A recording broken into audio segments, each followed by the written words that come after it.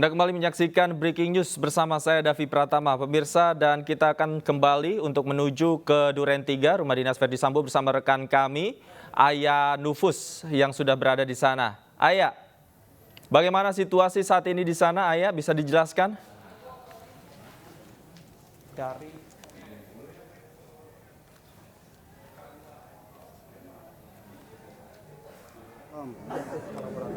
Sehingga publik bisa menyimpulkan jika Komnas HAM dan juga tim sus pun juga dapat melakukan yang sesuai Aya, yang ada pada saat bagaimana situasi saat ini di sana, Aya? Ya pemirsa, ini adalah situasi terkini di Rumah Dinas Verdi Sambo, di mana tampak polisi masih berjaga di sana menunggu hasil pemeriksaan yang sudah dilakukan oleh Komnas HAM pada sore hari ini. Selain itu juga ada Kompolnas yang juga datang ke Rumah Dinas Verdi Sambo pada sore hari ini untuk memeriksa dan mendapatkan bukti-bukti dan data-data pendukung lainnya. Sudah ada rekan kami di sana, Aya Nufus. Aya, silakan.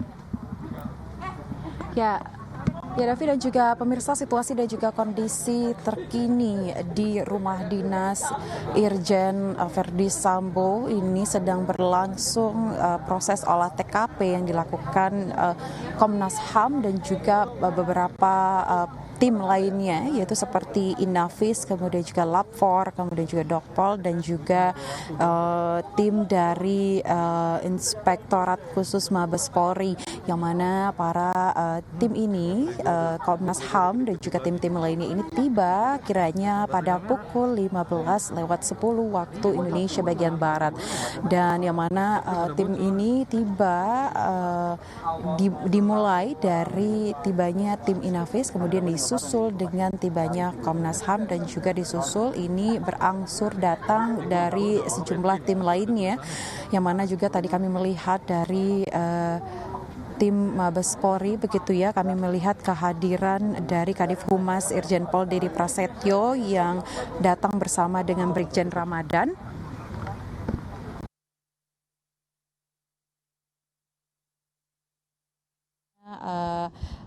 Kehadiran dari Irwasum, yaitu Komjen Agung Marioto, yang ikut hadir mendampingi proses olah TKP di Rumah Dinas Irjen Pol Verdi Sambo ini. Dan juga saat ini proses olah TKP ini sedang berlangsung, yang mana tadi juga di akhir kami melihat kehadiran dari Kompolnas, begitu ya, yaitu Pak Beni juga hadir untuk mendampingi proses olah TKP ini, yang mana nantinya tujuan dari adanya olah TKP ini untuk mengumpulkan data atau fakta-fakta lainnya terkait pembunuhan yang terjadi terhadap Brigadir J, begitu, yang mana terdapat begitu banyak kejanggalan-kejanggalan sebelumnya dan juga laporan palsu yang di awal, begitu, laporan di awal terkait pelecehan seksual, yang mana fakta-fakta ini sudah tidak ada, begitu ya, sudah ditemukan tidak ada terjadinya pelecehan seksual, sehingga Komnas HAM ini melakukan atau mendalami lebih dalam, begitu ya, terkait dugaan obstruction of justice atau upaya penghambat penegakan hukum yang dilakukan oleh pihak Verdi Sambo.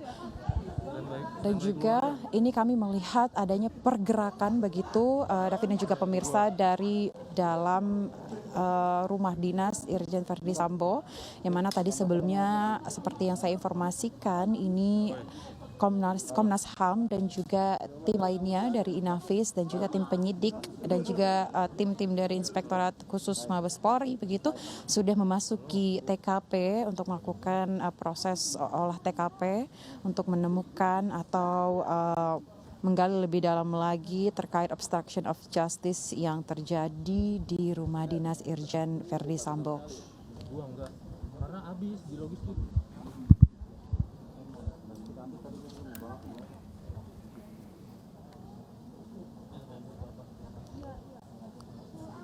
Ya, Davi dan juga pemirsa, ini sebelumnya kita tahu bahwa banyak pihak, gitu ya, yang seolah-olah memberikan tekanan kepada Kapolri untuk mengusut tuntas kasus penembakan yang terjadi terhadap Brigadir J, di mana memang terdapat banyak sekali kejanggalan-kejanggalan begitu, dan inilah yang membuat Komnas HAM gitu melakukan olah TKP kembali untuk mengumpulkan fakta-fakta baru yang nantinya akan dibuka.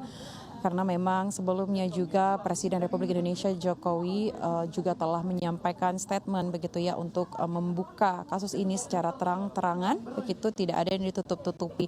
Dan dari pantauan kami memang terkait obstruction of justice ini nantinya akan mengumpulkan fakta-fakta baru yang nantinya akan disampaikan ke publik begitu ya, dengan keterangan-keterangan yang baik dan juga komprehensif begitu, dan juga nantinya keterangan-keterangan ini akan disampaikan, namun kami belum dapat memastikan kapan keterangan atau hasil dari olah TKP ini akan disampaikan begitu.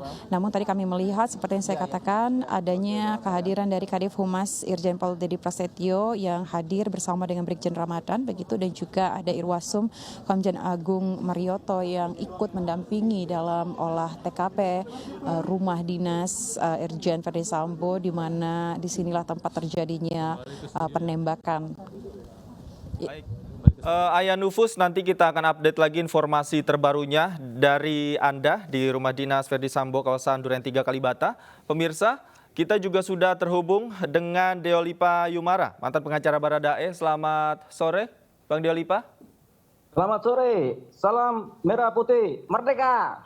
Salam merah putih, Bang Deolipa. Tadi Anda ini kan datang ke pengadilan begitu, kemudian menyerahkan laporan. Seperti apa sebenarnya tadi prosesnya? Ya, tadi kan kita ke pengadilan negeri Jakarta Selatan di Ampera. Pengadilan negeri Jakarta Selatan itu di Ampera di Jakarta Selatan. Jadi kita mengajukan gugatan perbuatan melawan hukum. Memang pengajuannya secara online, tapi administrasinya tentu kita kasih secara non online kan, supaya lebih bagus ya, biar dua-duanya ada. Jadi kita ajukan kepada Ketua Pengadilan Negeri Jakarta Selatan, Jalan Ampera Raya nomor 133, Pasar Minggu, Ragunan, Jakarta Selatan. Itu berupa gugatan perbuatan melawan hukum dari pengacara Merah Putih, yaitu Deolipa Yumara, sarjana hukum, sarjana psikologi, dan Muhammad Burhanuddin, sarjana hukum, magister hukum. Ya, jadi yang digugat itu ada 3. Yang pertama Richard Eliezer Pudihang Lumiu sebagai tergugat 1. Yang kedua Roni Berti Talapesi, sarjana hukum, yang katanya orang Manado, nanti orang Ambon. Saya lama di Manado nggak pernah ada marga Talapesi ini, iya kan? Paling dari Maluku Utara atau Maluku Selatan ini. Ada tuh marga Manado tuh apa? Ondang, Tampi, kan begitu kan? Wawor, nah itu orang Manado, karena saya 8 tahun, 9 tahun tinggal di Manado, di kecil di Manado, di Bitung, Sulawesi Utara, Minahasa. Tahu banget, nggak ada orang marga Talapesi itu orang Manado. Jadi kita kasih tahu si pengacara itu, nggak ada itu orang Manado kalian. Anda, ngaco aja Anda tuh, ngaku-ngaku. Ya, sebagai tergugat 2, biar mampus. Yang ketiga adalah, mohon maaf Pak Kepala Polri, otomatis karena hukumnya perlu Bapak, status jabatan, yaitu kami menggugat Kepala Kepolisian Negara Republik Indonesia, Kapolri, cikinya Kabar Reskrim. Nah ini yang kita gugat sebenarnya, bukan Kapolri. Cuman karena hukumnya harus begitu, prosedur hukum formalnya harus begitu, nggak mau kita hormatilah ini hukum. Tapi kita nggak akan menggugat Pak Kapolri, enggak. Kita tahu Pak Kapolri orang baik, di bawahnya nggak baik. Pak Kapolri orang baik, di bawahnya nggak baik. Kode, ya. Tergugat 3, Kabar Reskrim. Nah, apa itu yang kita gugat adalah cacat hukum formal dan material yang mengenai surat pencabutan kuasa yang dilakukan oleh katanya Richard Eliezer kepada kami, pengacara yang udah kerja. Nah ya, kira-kira begitu. Oke. Nah, yang apa? Kan Oke. Iya, silakan. Yang kedua adalah itu pusing nih masih. Pertanyaan apa sih? Lupa.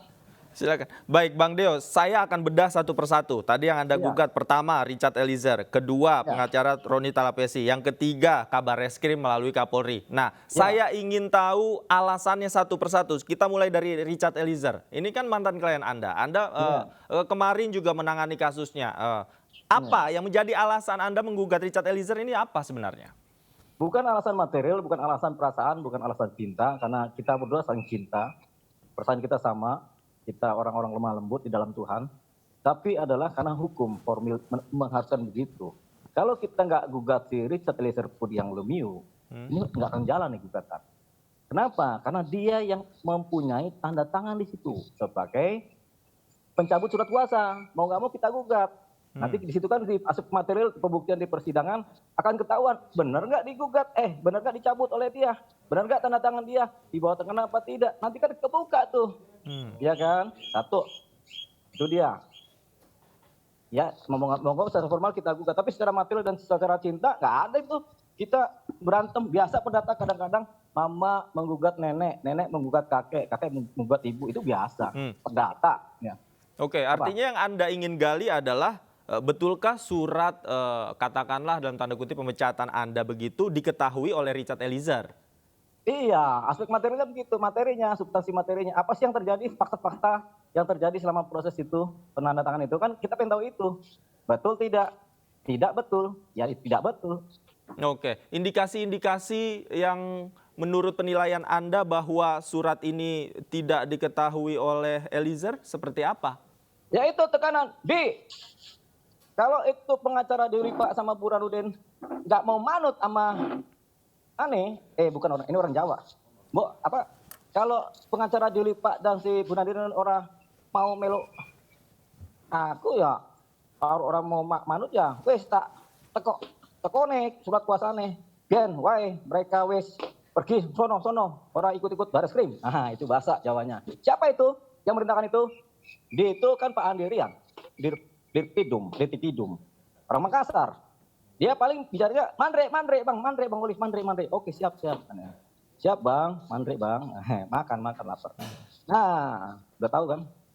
Jadi indikasinya dari penjelasan Anda ini Kabar Reskrim, Bang Iya Jolipan. dong, siapa yang berkuasa di Kabar Reskrim? Tentunya Kabar Reskrim. Nggak mungkin Dirtipidum berkuasa atau Kabar Reskrim. Semua apa kata komando, namanya polisi. Menurut Anda apa yang menjadi dasar atau alasan Kabar Reskrim melakukan itu? Mana kita tahu. Itu aja kemarin kita disindir. Kalau tidak salah Anda Bang Deo beberapa hari lalu setelah juga dialog dengan iNews TV juga malamnya kan dipanggil ke kantor polisi. Kemudian berjanji jam 8 malam katanya ingin ditemui, kemudian baru ditemui jam 2 pagi begitu. Iya, karena mereka utak-atik gaptuk. Pengen ngomong nggak enak, pengen negar nggak enak. Oke, baik.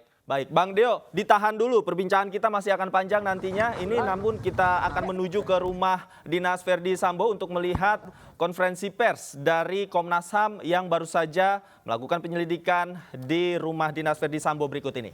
Kepolisian, khususnya tim sus, yang memberikan akses kepada kami seluas-luasnya dan sebebas-bebasnya. Jadi kami tadi di dalam sana melihat semua kondisi TKP, termasuk juga kami didampingi oleh Dokes, Inavis, ya, sama dari Lafor. Langsung ketika kami nanya ini kok kenapa posisinya begini, ya kalau itu terkait soal sudut tembakan, teman-teman Inavis yang menjelaskan, atau juga teman-teman Dokes yang juga menambahkan. Artinya memang ada satu sikap keterbukaan yang kami apresiasi tinggi terhadap tim sus dan teman-teman kepolisian secara keseluruhan. Nah, apa yang kami temukan di dalam sana, pasti kami menguji semua yang sudah kami dapatkan. Ya, beberapa foto sebelum-sebelumnya yang kami dapatkan dari pelacakan kami di cyber misalnya, ya kami cek apakah betul ruangannya dan sebagainya, ternyata betul. Yang kedua misalnya terkait posisi ya jenazah dan sebagainya, ya itu juga betul gitu. Dan lokasi yang lain lubang-lubang tembakan juga kami cek dengan bahan yang sudah kami punya ternyata juga betul, dan kami juga dijelaskan tadi sudut tembakan dan lain sebagainya. Artinya kalau tanya apa hasilnya Komnas HAM, ya tentu saja belum bisa kami umumkan sekarang, tapi sebagai satu proses keterbukaan, sebagai satu proses komitmen bersama sejak awal antara kepolisian sama Komnas HAM, khususnya tim sus, itu berjalan dengan baik. Karena tadi kami dibukakan misalnya, itu kan ada ini kan wilayahnya penyidikan sebenarnya, ya, ada polis lain dan sebagainya, polis lainnya juga dibuka sama penyidiknya sehingga kami bisa masuk melihat langsung secara bebas, dan ini kita mengapresiasi tinggi. Dan proses ini itu membuat kami juga peristiwanya semakin terang benderang. Nah, ada tim yang lain yang sekarang ada di Bareskrim yang sedang meminta keterangan pada Baradae. Dan kami juga dikasih akses untuk meminta keterangan, dan kami juga ucapkan terima kasih untuk proses itu. Nah, kedepannya mulai besok sampai minggu ini kami Komnas HAM mau menyusun temuan-temuan kami. Ya, temuan-temuan kami misalnya terkait obstruction of justice, ya. Terus apa saja terkait obstruction of justice tersebut, konstruksi peristiwanya kayak apa dan sebagainya. Nah, minggu ini kami menyiapkan draft gitu ya, yang nantinya akan kami diskusikan secara mendalam di internal tim, dan menyiapkan juga sejumlah rekomendasi yang dibutuhkan segera. Mungkin itu. Pak, Irwasum sendiri ikut memantau, Pak, Irwasum, Pak. BC kapan, Pak? Kan ini sudah hampir semua itu diperiksa, Pak. Proses untuk Bu PC tadi seperti yang dijelaskan oleh Pak BK, kami sedang berproses untuk menanyakan kapan bisanya dan sebagainya. Itu yang sedang berjalan ya. Pak Irwasum tadi memantau jalannya pengecekan. Obstruction of justice sejak awal kami bilang ada indikasi kuat. Ketika kami cek di TKP, indikasi itu semakin menguat. Berarti ada perbedaan keterangan dengan hasil pemeriksaan barusan di dalam, Pak? Ada perbedaan keterangan dari hasil sebelumnya dengan Bapak lihat langsung di dalam berkaitan dengan titik-titik keterangan yang dari kemarin, Pak? Yang pasti kami mengecek semua bahan yang kami punya. Kan ini janji kami juga kepada teman-teman media, kepada publik. Sejak awal kami menangani kasus ini, kami akan ke TKP ketika kami memiliki semua bahan. Nah, semua bahan itu tadi kami uji di TKP tersebut. Nah, itu menemukan ya peristiwanya semakin terang benderang. Kalau tadi pertanyaannya apakah terkait obstruction of justice misalnya, indikasinya semakin kuat. Gitu ya. Tadi Irwasum sendiri, Pak. Sorry, yang tadi Irwasum. Jadi begini, kenapa Irwasum datang? Karena ingin menyambut Komnas. Sebagai karena tim sus. Iya, sebagai tim sus, sebagai ketua tim sus. Tidak ada upaya mempengaruhi segala macam karena mereka tidak terlibat sama sekali. Jadi hanya ingin menyambut Komnas, mempersilahkan dan memberi akses seluas-luasnya kepada Komnas untuk bekerja. Itu aja. Pak, ini kan tahapan terakhir ya Pak. Berarti target untuk rekomendasinya dalam pekan ini atau seperti apa Pak? Iya. Sebagai satu proses besar, TKP ini target terakhir. Tapi kan ternyata dalam proses perjalanannya, misalnya terkait Bu PC, itu kan masih berproses di kami. Dan itu kan juga penting, karena misalnya ada beberapa bahan yang kami harus pastikan ke Bu PC ini. Sejauh ini apakah sudah sampai pada kesimpulan, Pak? Di mana? Sejauh ini dari kan udah berapa rangkaian penyelidikan, pemeriksaan, apakah beberapa topik masalah semakin lama semakin terang benderang. Beberapa topik masalah misalnya terkait obstruction of justice semakin lama semakin menguat. Oke. Itu ya. Terima kasih ya. Brigadir J, Pak. Ini udah selesai.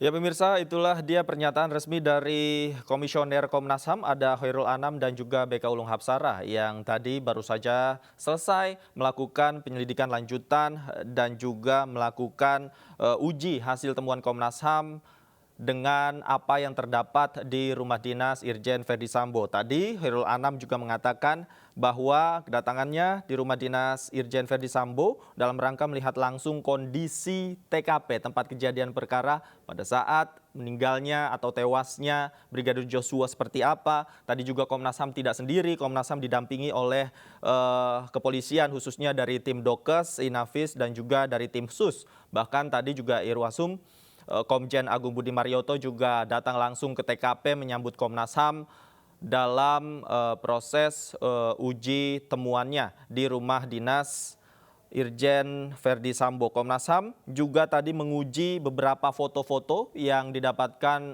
Komnas HAM. Apakah betul foto tersebut sudah sesuai dengan tata letak yang ada di dalam rumah Irjen Verdi Sambo. Kemudian juga Komnas HAM menguji posisi jenazah berdasarkan data dan fakta yang didapatkan Komnas HAM. Apakah sesuai dengan keadaan yang ada di TKP. Selain itu juga lubang-lubang bekas tembakan atau bekas peluru, sudut tembakan juga tadi sempat diuji oleh Komnas HAM secara langsung di TKP rumah dinas Irjen Verdi Sambo. Kemudian hasil temuan Komnas HAM tersebut belum bisa dibuka karena tadi Khairul Anam mengatakan bahwa hasil ini menjadi satu kepingan puzzle dari hasil keseluruhan yang akan dibuka Komnas HAM terkait kasus penembakan terhadap Brigadir Joshua. Proses meminta keterangan dari istri Verdi Sambo, Putri Chandrawati juga sudah dilakukan komunikasi awal oleh Komnas HAM, namun waktunya hingga kini belum bisa ditentukan kapan Komnas HAM akan meminta keterangan dari Putri Chandrawati.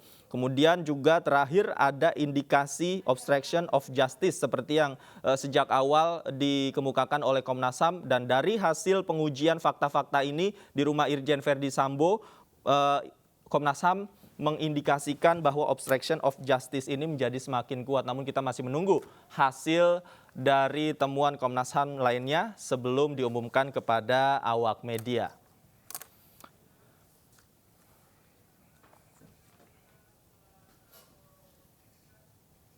Dan pemirsa, demikianlah Breaking News bersama saya Davi Pratama. Jangan kemana-mana, selanjutnya iNews Sore akan hadir bersama saya dan rekan saya Stefani Patricia.